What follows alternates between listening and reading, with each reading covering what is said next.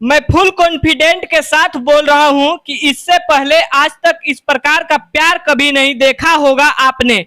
जी हां, मैं बता दूं कि ये खूबसूरत चेहरा भोजपुरी के राम और लखन का है।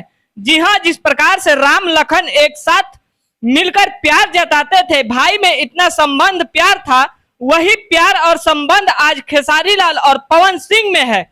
जी हां, जिस प्रकार से कुछ भोजपुरी के बदनाम करने वाले लोग, भोजपुरी के चंद लोग बोलते थे भोजपुरी में सिर्फ विवाद और जातिवाद है, तो उनके लिए एक जोरदार तमाचा।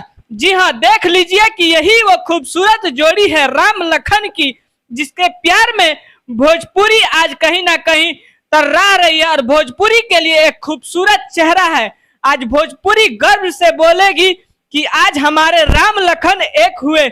जी हां, इससे पहले आज तक आपने कभी नहीं देखा होगा ये खूबसूरत चेहरा या इस प्रकार का मंजर। जी हां, आपको ये माजरा आज तक कभी नहीं देखने को मिला होगा। ये एक ऐसा खूबसूरत माजरा है जिसका आप बरसों से इंतजार कर रहे होंगे।